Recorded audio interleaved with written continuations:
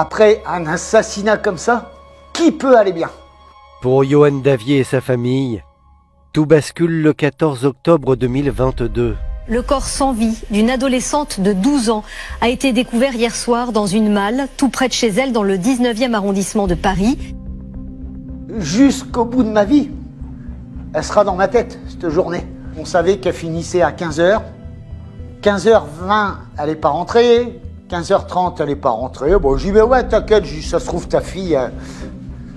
Et puis là, à 16h, 16h30, ma femme, elle me dit, non, Yohann, c'est pas possible.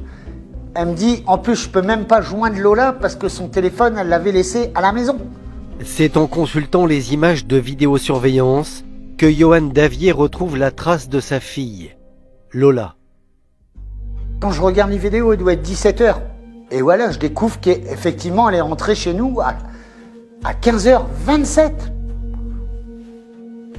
À 15h27, ma fille rentre dans la résidence.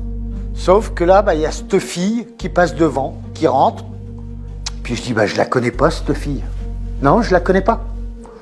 Et puis après, il s'est passé ce qui s'est passé. On a retrouvé ma fille à 23h dans une malle en plastique. C'est un SDF qui l'a retrouvée. La principale suspecte du meurtre de l'enfant, Dabia B, marginale de 24 ans, a été mise en examen pour meurtre et viol aggravé, puis écrouée à la prison de Fresnes. Est-ce que vous la connaissiez ? Pas du tout. Pas du tout. Déjà, je la connais pas parce qu'elle était en sous-location. Elle habitait chez sa sœur qui sous-louait un appartement. C'est des gens je connais pas.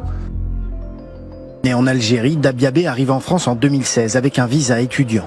Au moment du drame, elle se trouvait en situation irrégulière sur le territoire. Normalement, ça faisait 3 ans qu'elle aurait dû être expulsée de la France. C'est ce qu'on appelle une OQTF. Voilà.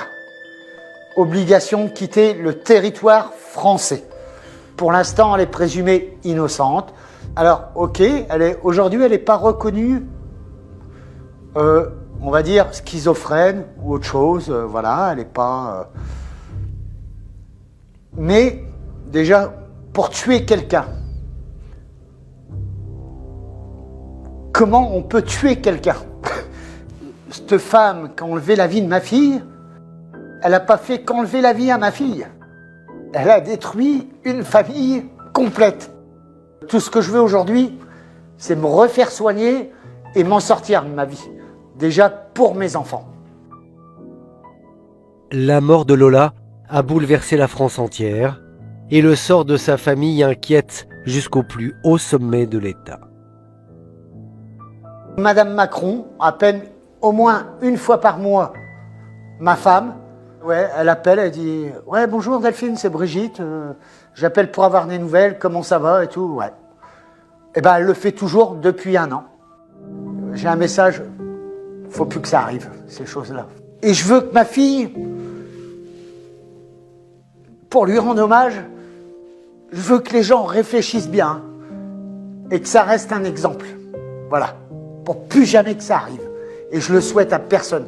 Je le souhaite à aucun père, aucune mère, à personne.